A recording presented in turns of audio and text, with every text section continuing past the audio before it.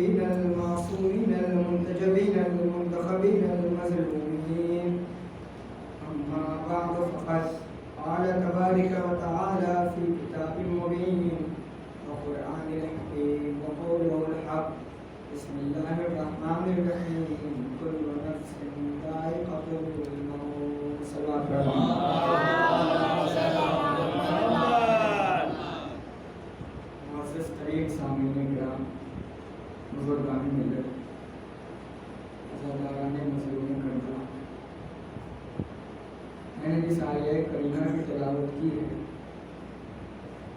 شاید ہی کوئی اس مجمع میں ہو کہ اس سے بے خبر اور اس کے ترجمے سے بے خبر. ہمارے یہاں مکتبہ حسینی سے سیکھ کر ہر انسان جاننے والا بن چکا ہے. ارشاد ہوتا ہے ہر نفس کو موت کا رہنا چکنا ہے.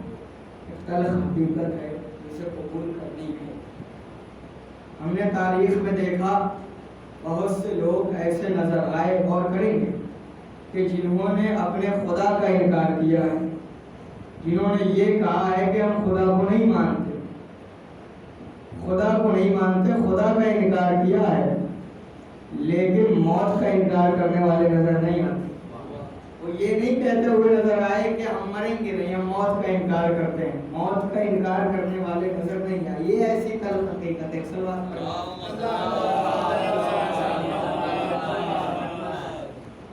نہ چاہتے ہوئے بھی انسان قبول کرتا ہے. عزیزوں بس ایسے ہی دو چار جملے کہنے ہیں اسی کے حوالے سے، میرے ساتھ رہیں. اس حقیقت کو کوئی جدا نہیں کرتا بلکہ نہ چاہتے ہوئے بھی قبول کرتا ہے. کیوں؟ اس سے خوف بھی ہوتا ہے، ڈر ہوتا ہے کہ ایک وقت آئے گا کہ اس وقت ہم کو چھوڑنا پڑے گا سب کچھ. وقت آئے گا جب یہاں سے کٹ کے پھر وہاں جانا پڑے گا اور اسی کے اوپر دار و مدار ہوتا ہے. ارشاد ہوا حدیثوں میں ہے کہ ارشاد فرمایا گیا کہ موت سب سے بڑا ناصح ہے تمہارے لیے. موت وہ نصیحت کرنے والا ہے کہ اتنا بڑا نصیحت کرنے والا کوئی نہیں ہے. موت اس قدر بڑی نصیحت کرنے والی چیز ہے. موت جس قدر آپ کی نصیحت کرے گی کوئی نہیں کر سکتا. کیسے؟ اگر موت ذہنوں میں رہے گی تو انسان گناہوں سے محفوظ رہے گا. اگر پتہ رہے گا کہ مرنا ہے، کہیں ہاتھ مارنے سے پہلے پتہ رہے گا کہ ہمیں لوٹ کے جانا ہے، کہیں بھی جانے سے پہلے پتہ رہے گا کہ ہمیں مرنا ہے، تو موت سب سے بڑا ناصح ہے. اس طریقے سے عزیزان محترم خوف ہونا چاہیے. کیوں؟ تاکہ انسان گناہوں سے بچا رہے. کیا ہمارے ہی دل میں خوف ہے موت کا؟ انبیاء کے دل میں بھی موت کا خوف تھا. ایک سوال پڑھیں محمد بھائی. ایسے ہی جملے پڑھوں گا دو چار انشاءاللہ. انبیاء کے دلوں میں جناب ابراہیم علیہ السلام کے پاس آئے ملک الموت. دوسری صورت میں جناب ابراہیم نے پوچھا ملک الموت کیا سب کے پاس ایسے ہی جاتے ہو؟ کیا سب کے پاس ایسے ہی جاتے ہو؟ کہا نہیں، میں سب کے پاس ایسے ہی نہیں جاتا. جو مومن ہوتا ہے اس کے پاس ایسے جاتا ہوں. غور کریں گے، جو مومن ہوتا ہے اس کے پاس ایسے جاتا ہوں. ابراہیم نے کہا ملک الموت اپنی اصلی صورت دکھاؤ. اچھا بے چینی ہوتی ہے نا کہ یہ ایسے ایسے دکھ رہے ہیں تو اصلی میں کیا ہوں گے، کیسے ہوں گے؟ نبی تھے، نبی کا حکم تھا، فرشتہ غلام ہے. ابراہیم نے کہا ملک الموت اپنی اصلی صورت دکھاؤ. ملک الموت نے کہا یا نبی اللہ برداشت نہیں کر سکتے آپ۔ ابراہیم نے کہا نہیں ملک الموت دکھاؤ مجھے دیکھ رہی ہے۔ ملک الموت نے کہا نہیں نبی اللہ برداشت نہیں کر پائیں گے۔ نبی نے کہا ملک الموت میں نبی ہوں کہہ رہا ہوں دکھاؤ۔ ملک الموت نے کہا ابراہیم علیہ السلام آپ سر ادھر اپنی نگاہیں ادھر کر لیجئے، دوسری طرف مڑ جائیے۔ جناب ابراہیم مڑے، مطلب ملک الموت اپنی اصلی صورت میں ہے۔ جانتے ہیں جناب ابراہیم نے جیسے ہی پلٹ کے واپس دیکھا ملک الموت کی طرف نگاہ گئی گش کھا کے گر گئے۔ ملک الموت کی طرف نگاہ گئی گش کھا کے گر گئے۔ کون ابراہیم ہے؟ اتنا صابر ابراہیم ہے کہ جو اپنے بیٹے کو مینا میں لے کے آیا ہے، ہاتھوں میں چھری ہے، اس قدر صبر ہے، نگاہ گئی گش کھا کے گر گئے۔ گش سے افاقہ ہوا، ملک الموت نے کہا کہ یا نبی اللہ میں نے کہا تھا برداشت نہیں کر پائے۔ سلوات پڑھیں۔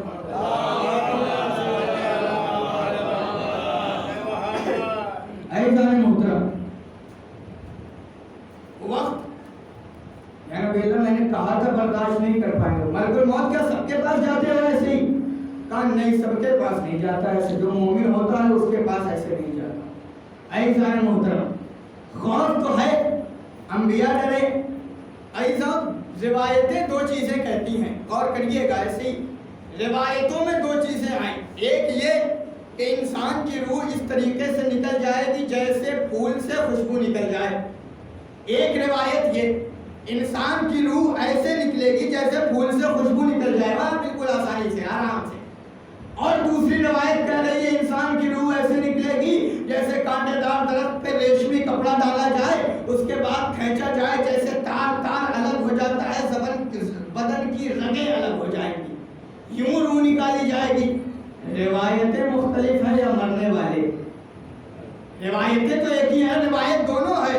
ایک روایت یہ کہہ رہی ہے کہ ایسے روح نکلے گی، دوسری روایت یہ کہہ رہی ہے کہ ایسے روح نکلے گی۔ آخر کیسے روح نکلے گی؟ آخر روح نکلے گی کیسے؟ دونوں چیزیں ہیں۔ تو اب یہاں پہ روایتیں الگ الگ نہیں ہیں، روایتیں دونوں ہیں، لیکن مرنے والے الگ الگ ہیں۔ غور کریں گے مرنے والے الگ الگ ہیں۔ کیسے؟ ہمارے مولا کائنات علی ابن ابی طالب علیہ السلام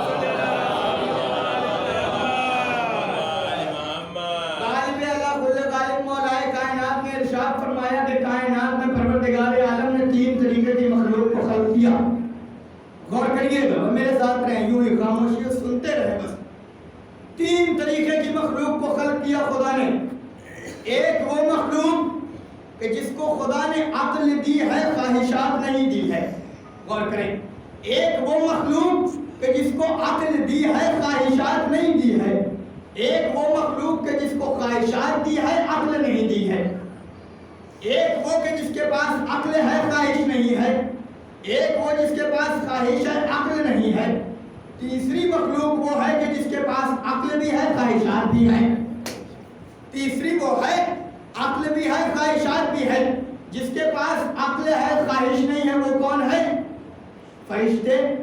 عقل ہے خواہشات نہیں ہے، عبادت خدا میں مشغول ہے لیکن گناہ نہیں کر سکتے، خواہش ہے ہی نہیں، بھوک پیاس نیند کچھ آتی نہیں، کوئی خواہش نہیں ہے۔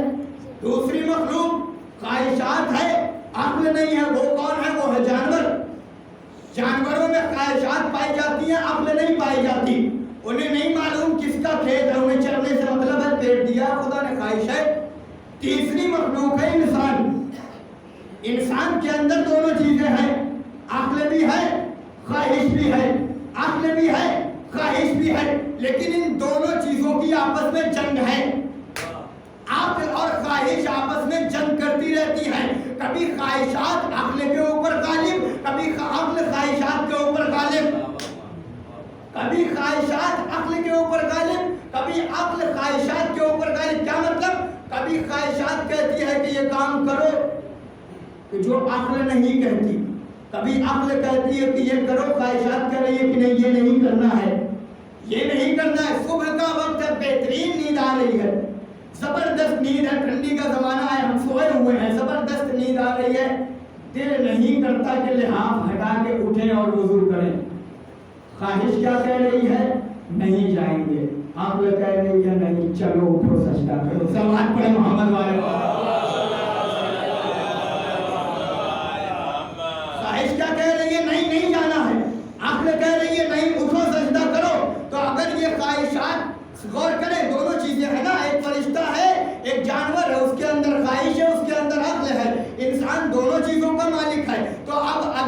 خواہشات کے اوپر غالب آ جائے، عقل خواہشات کے اوپر غالب آ جائے تو انسان کیا بن جائے گا؟ انسان فرشتوں سے افضل بن جائے گا کہ نہیں بن جائے گا؟ کیونکہ فرشتہ گناہ کیوں نہیں کر رہا؟ اس کو خواہش ہے ہی نہیں، اس کو کوئی خواہش نہیں، اس کو گناہ سے کوئی مطلب ہی نہیں ہے، تو فرشتہ گناہ نہیں کر رہا۔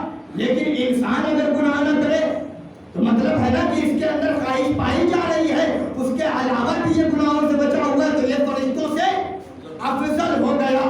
لیکن اگر وہی عقل کے اوپر خواہشات غالب آ جائے، خواہشات عقل کے اوپر غالب آ جائے تو اب انسان جانور نہیں ہوتا ہے، جانور سے بدتر ہو جاتا ہے۔ اب انسان جانور سے بدتر مانا جاتا ہے، جانور سے بدتر مانا جاتا ہے۔ میں نے کہا نا جانور اگر کسی کا کھیت چل جائے تو اس سے سوال نہیں ہوگا، اس کو نہیں معلوم کہ کس کا ہے، لیکن انسان اگر کسی کا مال دبا لے تو اس سے سوال ہوگا، اس سے سوال ہوگا، کیونکہ اس کے اندر عقل پائی جا رہی ہے۔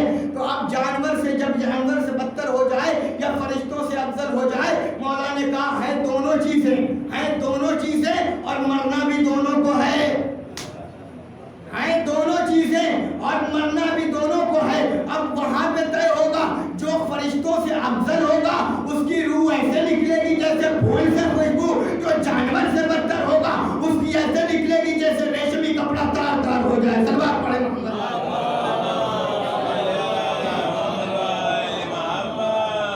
مرنا دونوں کو ہے، آخری وقت دونوں کو آئے گا۔ ایزان محترم، پہلے وہ لوگ کہ جو جانور سے بدتر ہیں ان کے لیے قرآن میں ذکر آیا ہے، جانوروں سے بدتر والوں کے لیے کیا ہے؟ ملک الموت کے آ کے ڈائریکٹ روح قبض کر لیتے ہیں فوراً، پہلے ملک الموت نہیں آتے، وہ آتے نہیں، پہلے جب انسان عالم احتضار میں ہو، آخری وقت ادھر سے کٹ رہا ہو ادھر سے جڑ رہا ہو، یہ بیچ کا وقت ہے آخری، ادھر سے کوئی تعلق نہیں، ابھی ادھر پہنچے نہیں ہیں، بیچ میں ہے انسان۔ اب اس کے سامنے وہ چیزیں آتی ہیں کہ جو کبھی نہیں آئیں، غور کریے گا، وہ چیزیں آتی ہیں سامنے کہ جو کبھی نہیں آئی، مال اس کے سامنے ہوتا ہے، اولاد اس کے سامنے ہوتی ہے، عمل اس کے سامنے ہوتا ہے۔ اب ایک انسان مرنے والا کہتا ہے مال کی طرف متوجہ ہو کے، میں نے تجھے حاصل کرنے کے لیے کچھ نہیں دیکھا، میں نے اللہ کو اللہ نہیں سمجھا، میں نے رسول کو رسول نہیں سمجھا، میں نے اللہ کی نافرمانیاں کی، میں نے ادھر سے اٹھایا ادھر سے لیا، حرام حلال کچھ نہیں دیکھا، اس طریقے سے تجھے کمایا، بتا کب تک ساتھ دے گا، بتا کہاں تک میرے ساتھ چلے گا؟ مال کہتا ہے کفن لے لو بس، اس سے زیادہ نہیں، کفن لے لو بس، اس سے زیادہ نہیں۔ اولاد کی طرف نظر گئی، میں نے یہ سب تمہارے لیے کیا تھا، میں نے یہ ساری چیزیں تمہارے لیے کی تھی، میں نے تمہیں پالنے کے لیے کیا کچھ نہیں کر دیا، بتاؤ تم کہاں تک ساتھ دو گے؟ کہا ابا جان اٹھا کے کاندھے پہ قبر تک پہنچا دیں گے بس، اس سے زیادہ نہیں، قبر تک پہنچا دیں گے اس سے زیادہ نہیں۔ ایک مرتبہ نظر جاتی ہے عمل کی طرف، میں نے تجھے حقیر سمجھا، میں نے تجھے کچھ نہیں سمجھا، میں نے تجھے کچھ نہیں سمجھا، میں نے تیری قدر نہیں کی، میں نے تیری عزت نہیں کی، بتا کب تک ساتھ دے گا؟ کہا یہاں سے قبر تک، قبر سے برزخ تک، برزخ سے محشر تک، محشر سے جنت تک۔ سوال پہ محمد وآل محمد۔ تینوں چیزیں سامنے ہیں، عمل کہے گا میں تیرا ساتھ ساتھ ہوں۔ اعزائے محترم، یہ تینوں چیزیں سامنے ہوتی ہیں، اسی کے فوراً بعد ملک الموت حاضر ہو جاتے ہیں۔ ملک الموت آ کے فوراً ہی روح نہیں قبض کرتے۔ سنیں ایک تفسیر سنا رہا ہوں میں، قرآن میں ہے ملک الموت آئے فوراً ہی روح قبض نہیں ہوتی۔ اب ملک الموت پہلے اٹھاتے ہیں، فائل پڑھتے ہیں، یہ دونوں لکھے ہوئے ہیں نا، فائل بنی ہوئی ہے، اٹھاتے ہیں پہلے فائل پڑھتے ہیں، ہاں کون؟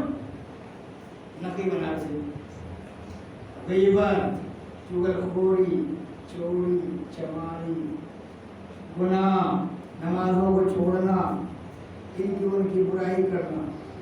اب ملک الموت جیسے یہ فائل دیکھی پوری پڑھتے گئے، اب اتنے خراب اعمال ہے بھائی تمہارے، اتنی بیکار فائل، کیسے آدمی ہو، کیا کر رہے تھے دنیا میں؟ کہاں ہم مجبور تھے، ہم نہیں کر پا رہے تھے عمل، ہم مجبور تھے۔ انسان بہانے بنانا شروع کرتا، لیکن کیا ملک الموت کے سامنے بہانے چلیں گے؟ اتنی خراب فائل، اتنے بیکار عمل، ایسے آدمی نہیں ہو تم.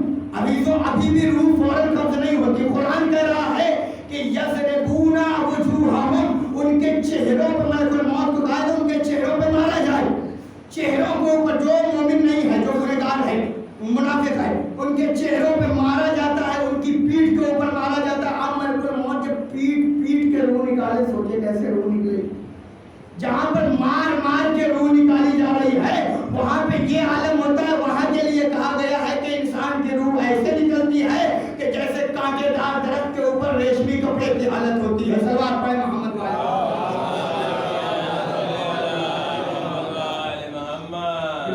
پہلا مرحلہ تھا. مومن کے پاس کیا ہوتا ہے؟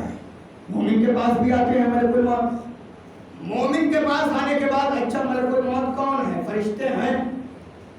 ملک الموت کون ہے؟ لیکن یہ کون ہے جس کی عقل خواہشات کے اوپر غالب آئی ہے؟ یہ اب فرشتہ نہیں ہے. مومن فرشتوں سے افضل ہے. مومن فرشتہ نہیں رہا. جو مومن ہے وہ فرشتوں سے افضل ہے، فرشتوں سے بڑا ہے. عزیزوں جب فرشتوں سے افضل ہے تو روح قبض کرنے والا فرشتہ ہے.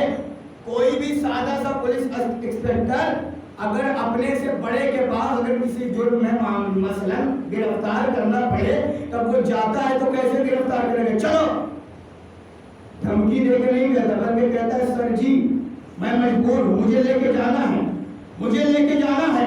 اب آنے والا بھی تو ہے فرشتہ، جانے والا ہے فرشتوں سے افضل جو کہ مومن.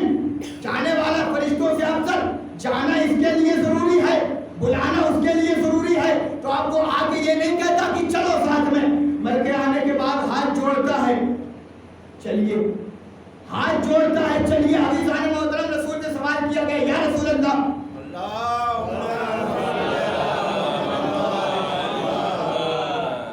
یا رسول اللہ بتائیے کہ مومن کے پاس ملک الموت کیسے آتا ہے اور روح کو کیسے نکالتا ہے؟ رسول نے کہا سنو، مومن کے پاس جب ملک الموت آ کے کھڑا ہوتا ہے تو یوں ہی کھڑا رہتا ہے جیسے ایک آقا کے سامنے غلام کھڑا ہو. اللہ اکبر. مومن شرط ہے. مومن کے سامنے ملک الموت یوں کھڑا ہوتا ہے جیسے آقا کے سامنے غلام کھڑا ہوتا ہے، جیسے آقا کے سامنے غلام کھڑا ہوتا ہے. رسول نے ایک اور حدیث ارشاد فرمائی، مومن وہ ہوتا ہے، مومن کی پہچان بھی ایک طریقے سے ہے، مومن وہ ہوتا ہے کہ جو مسلسل ڈرتا رہتا ہے. اعمال سارے کیے ہیں، نماز پڑھی ہے، روزہ رکھا ہے، حج کیے ہیں، خوب نمازیں پڑھی، نمازیں شب چھوٹی نہیں، ساری چیزیں کی ہیں، مجلسیں کی، ماتم کیا، سب کچھ کیا ہے، پھر بھی ڈرتا رہتا ہے. کس بات کا ڈر رہتا ہے مومن کو؟ پتہ نہیں قبول ہوئی نہیں ہوئی، خدا نے کیا قبول نہیں کیا، پتہ نہیں ریاکاری سے بچ پائے تھے نہیں بچ پائے تھے، خلوص تھا نہیں تھا، ڈرتا رہتا ہے کہ ہمارے اعمال قبول ہوئے نہیں ہوئے. عزیزان محترم، اسی عالم میں ایک وقت وہ آتا ہے جب ملک الموت چلے آتے ہیں. اب ملک الموت کہتے ہیں کہ چلو ساتھ میں، اور وہ کہتا ہے ابھی تو سارے کام باقی تھے، کچھ ہماری آرزویں پوری نہیں ہوئی. روایت میں ہے کہ آرزویں ابھی پوری طریقے سے پوری نہیں ہوئی. تو ملک الموت کی ذمہ داری ہے نا، زبردستی تو لے کے جا نہیں سکتا، زبردستی لے کے جا نہیں سکتا. مومن کے ساتھ، مومن کی بات ہو رہی، زبردستی تو لے کے جا نہیں سکتا. اب ملک الموت کہتا ہے کہ ٹھیک ہے، پہلے ملک الموت کی ذمہ داری ہے کہ انہیں اس طریقے سے آگاہ کرو، انہیں اس طریقے سے بتاؤ کہ یہ خود جانے کے لیے تیار ہو جائے کہ مت چلو، لے کے چلو بس. تو اب ملک الموت کوشش کرتا ہے، کیا کہتا ہے؟ انظر، دیکھو. کیا دیکھا؟ الجنت و قصورہا، دیکھو جنت اور اس کے محل دیکھو. اب انسان کہتا ہے، ملک الموت کہتا ہے تم نے دنیا میں تمہاری خواہشیں تھی کہ ایک بہترین بنگلہ ہو، تمہاری خواہشیں تھی کہ ایک حویلی ہو، تمہاری خواہشیں تھی کہ زبردست گھر بنوا لیتا، اس کے بعد تھوڑے دن گزار لیتا، پھر آپ آتے. لیکن دیکھو دنیا کا گھر اینٹ، سیمنٹ، مٹی، پتھر وغیرہ کا ہے، لیکن زمرد و عقیق کا تو نہیں ہے. دیکھو یہ جنت، دیکھو محل دیکھو اس کے. اب مومن اس کی طرف راغب ہوتا ہے، ساری چیزیں ایک مرتبہ ملک الموت دکھانا شروع کرتا ہے. دیکھو جنت کے محل دیکھو، دیکھو. ایک مرتبہ پھر کہتا ہے کہ دیکھو یہ کون لوگ ہیں. کہا کون لوگ ہیں؟ کہا یہ وہ ہیں جو تمہارے دادا تمہارے گزر گئے تھے، یہ وہاں سامنے ہیں. بڑے دادا جو تمہارے سامنے تھے، گزر گئے تھے. اب انسان سوچتا ہے ہمیں دنیا میں بہت نام سنا تھا دادا کا، لیکن دیکھا نہیں تھا کبھی، آج دیکھ لیں گے. رغبت بڑھا رہا ہے ملک الموت.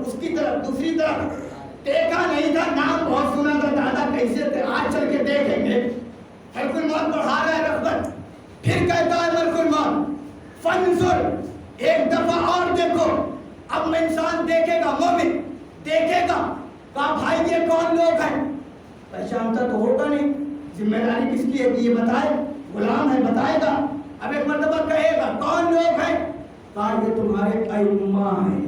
ہائے ہائے، اور کریں عزیزوں، یہ تمہارے ائمہ ہیں، تمہارے ائمہ ہیں۔ کہا اچھا میرے ائمہ، اچھا ائمہ علیہ السلام میں سارے ائمہ ہر مرنے والے کے پاس نہیں آتے، لیکن رسول خدا اور مولا کائنات سب کے پاس آتے ہیں، سب کے پاس جلوہ ہے، مومن ہو، کافر ہو، دشمن اہل بیت ہو، لیکن ملک رسول خدا اور مولا کائنات ان کے پاس بھی جاتے ہیں۔ کیوں؟ اس لیے ان کے پاس جاتے ہیں، مومن تو کہے گا مولا آ گیا، دنیا میں بلایا کرتا تھا یہاں مدد کو آ گئے، لیکن جو منافق ہوگا وہ کہے گا کہ جس کی پیروی کی وہ نہیں آیا، جس سے دشمنی رکھتا رہا وہ یہاں پر موجود ہے۔ عزیزان محترم، سارے کافن پر دیکھو، تمہارے ائمہ، تمہارے اہل بیت، اچھا یہی ہے میرے اہل بیت، انہی کا ذکر کرتا تھا، انہی کی مجلسیں پڑھتا تھا منبر سے، یہی ہے اہل بیت، کہاں یہی ہے تمہارے اہل بیت؟ ایک مرتبہ مومن مرنے والا کھڑا ہوگا، کھڑا ہونے کے بعد ایک مرتبہ جائے گا زیارت کے لیے، اچھا یہ رسول اللہ ہیں، یہ مولا کائنات ہیں، یہ مولا حسن ہے، زیارت میں مصروف ہو جائے گا، ادھر زیارت کرتا رہے گا، ادھر کب روح نکل جائے گی پتہ ہی نہیں چلے گا۔ صلوات پڑھیں محمد علیہ۔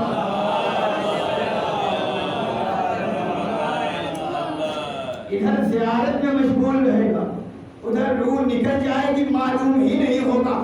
عزیزان محترم، یہ کس کا مرحلہ ہے؟ مومن کا۔ کون؟ کہ جو فرشتوں سے افضل ہو، جس کی عقل خواہشات کے اوپر غالب آ جائے۔ مولا نے طریقے بتائے ہیں یہ۔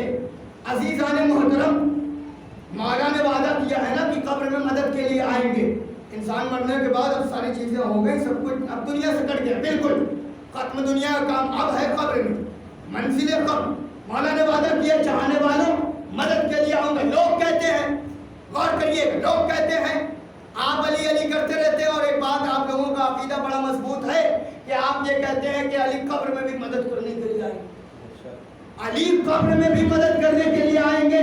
ہم نہیں مانتے، کیسے مانے علی قبر میں مدد کرنے کے لیے آئیں گے؟ کہا کیوں نہیں مانتے؟ کہا ہمارا قبر کیا ہے، قبر کتنی اندر ہوتی ہے، تختے لگے ہوتے ہیں، اس کے اوپر مٹی کا پہرا، زمین، تختے، اس کے نیچے پھر میت رکھی ہوتی، کتنی اندر میت رکھی ہوتی ہے۔ علی اتنی اندر جائیں گے، علی مدد کے لیے آئیں گے۔ ہم نے سوال کر لیا، ایک نقطہ سن لو، اس کے بعد مربوط مسائل انشاءاللہ۔ ہم نے سوال کر لیا، یہ بتاؤ قبر بنانے والا کون ہے؟ کہا انسانوں نے بنائی ہے قبر، انسانوں نے بنائی ہے۔ ہم نے کہا آپ یہ بتاؤ کعبہ بنانے والا کون ہے؟ مولائی وہ جملہ سنو، کعبہ بنانے والا کون ہے؟ کعبے کی تعمیر کس نے کیا؟ کہا ابراہیم اور اسماعیل نے کعبے کو تعمیر کیا، دو نبیوں نے بنایا ہے اپنے ہاتھوں سے۔ ہم نے کہا بھائی جان، جب دو نبیوں کے ہاتھوں سے بنائی ہوئی دیوار علی کو آنے سے نہ روک سکی، تو انسانوں کے ہاتھوں سے بنائی ہوئی قبر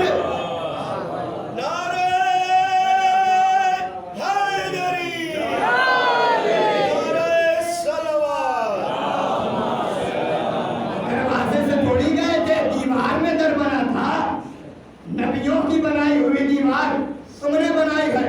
علی قبر میں مدد کرنے کے لیے آتے ہیں۔ عزیزان محترم، ہمارا عقیدہ ہے، پختہ عقیدہ ہے، جب وہاں آئیں گے مولا علی مدد کے لیے، تو اب جو مرحلے آگے ہوں گے وہ تو انسان مصروف زیارت ہوگا، وہ مرحلے آگے جو ہوں گے وہاں سے برزخ تک۔ لیکن عزیزوں، اس سے پہلے جو ہمارے ساتھ خدا نے دو فرشتوں کو بٹھایا، صلوات پڑھیں محمد وعلیہ محمد۔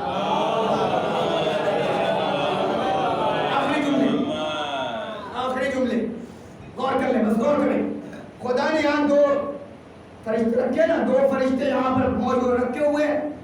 اب خدا نے اول روز ہماری خلقت ہوئی، ان کی بھی خلقت ہو گئی، خدا نے پیدا کر دیا۔ اب وہ لکھ رہے ہیں، ہم 40 سال کے ہوئے، وہ 40 سال کے ہوئے، 50 سال کے ہوئے، 50 سال کے ہوئے، ہمارے ساتھ زندگی ان کی گزر رہی ہے۔ جب مرنے کا وقت ہوتا ہے تو پتہ ہے وہ کیا کرتے ہیں؟ وہ ترس کھاتے ہیں، روایتوں میں ہے وہ ترس کھاتے ہیں کہ ہمارا یار مر رہا ہے، کیونکہ رغبت ہو گئی مومن کی بات ہے، زندگی بھر ساتھ میں رہا ہے مومن کے ساتھ زندگی بھر ساتھ میں رہا ہے، اب رغبت بڑھ جاتی ہے کہ یار اس کے ساتھ رہا ہوں، دیکھو یہ مر رہا ہے، کیا حالت ہو رہی ہے اس کی۔ جب انسان مر جاتا ہے مومن تو خدا سے وہ سوال کرتے ہیں دونوں، پروردگارا اب ہم کہاں جائیں؟ تو نے ہمیں ان کے ساتھ پیدا کیا تھا، تو نے ہمیں ہمیشہ ان کے ساتھ رکھا، خدایا ہم کہاں جائیں؟ ابھی ذات محترم ہمارے یہاں پہ دستور ہے کہ جب کوئی انسان مر جاتا ہے تو بچے مجلس برپا کرتے ہیں، بچے ماتم برپا کرتے ہیں، ایصال ثواب کرتے ہیں، لیکن کب تک کرتے ہیں؟ کب تک کرتے ہیں؟ ارے 2 سال کیا، 10 سال کیا، 12 سال کیا، 60 سال کیا، 50 سال کیا، لیکن کب تک؟ جب تک یاد رہا کہ ہمارے دادا تھے، ہمارے دادا تھے، لیکن پوتے کے پوتے کے پوتے کو تھوڑی یاد رہے گا کہ وہ کون تھے، وہ کون تھے؟ تو یہاں سلسلہ رک سکتا ہے، لیکن ابھی ذات محترم غور کریں، دونوں فرشتے خدا سے کہتے ہیں پروردگارا تو نے اس کو اٹھا لیا، ہماری ذمہ داری کیا ہے؟ بتا ہم کیا کریں؟ خدا کہتا ہے اس کی قبر پہ بیٹھو اور قیامت تک استغفار کرو، قیامت تک اس کے لیے استغفار کرو۔ اب روایت کیا کہنا چاہ رہی ہے؟ روایت یہ کہہ رہی ہے مومن بن جاؤ، ایصال ثواب کا انتظام بھی خدا کرے گا،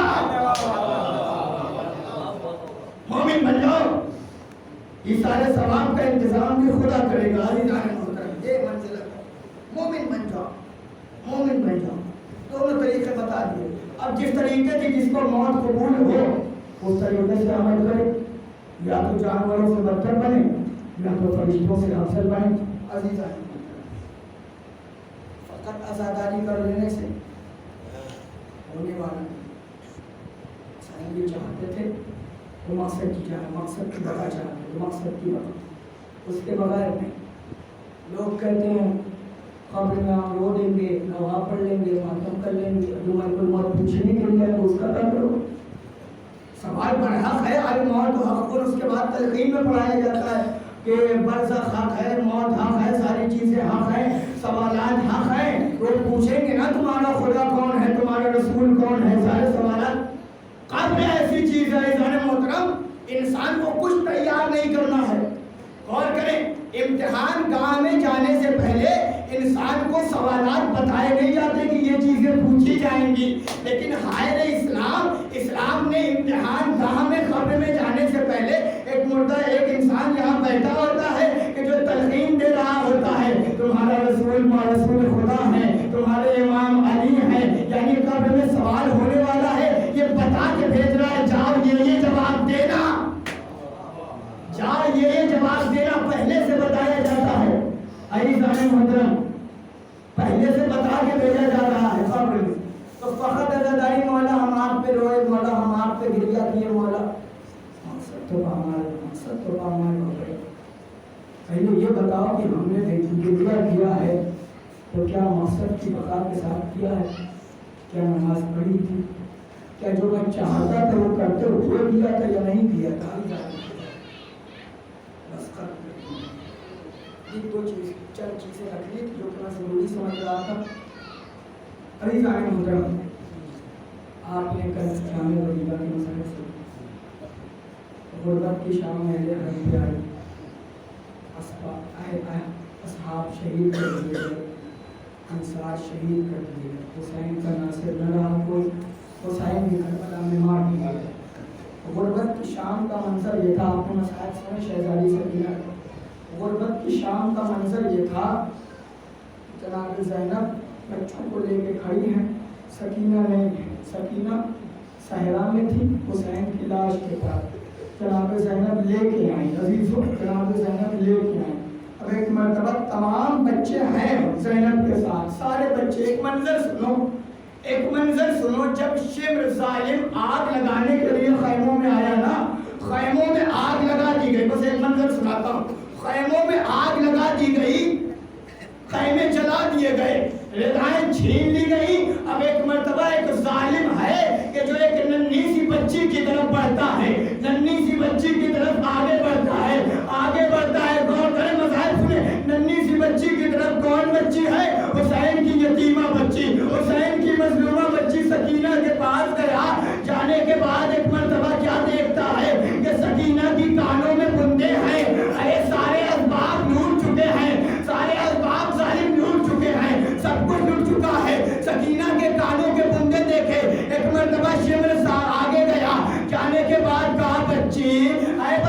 अरे क्या देखा कि एक घुड़सवार है कि जो चला आ रहा है ज़ैनब की तरफ। ज़ैनब ने कहा है घुड़सवार रुक जा, अरे इतना लूट चुका है कि अभी कुछ और लूटना बाकी है।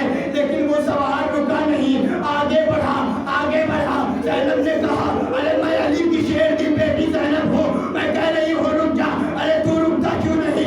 एक मर्तबा सवार आगे आया, घोड़े से उतरा, अरे मेरी लाडली ज़ैनब, अरे तेरा बाबा अली आए। एक मर्तबा अजीज़ों, आलमे गुर्बत है ना, जब गुर्बत में कोई अपना मिल जाए तो फौरन कलेजे से लगा लिया जाता है। ज़ैनब आगे बढ़ी, बाप को सीने से लगाया, बाबा अब आए हो, भैया मारा गया। बाबा भैया मारा गया, बाबा अब्बास के बाजू कट गए, बाबा और मोहम्मद शहीद कर दिए गए, बाबा रिदाएं छीन ली गई। अरे बाबा आपके बाद इन्ना लिल्लाहि व इन्ना इलैहि राजिऊन। रब ने कहा है वो तस्लीम में हमने परवरदिगार इस मुख्तसर सी बातों को कबूल फरमा, मासूमों को हमारे हराम जगह नायब फरमा, ये औलाद उन्हें साहिब औलाद बना दे।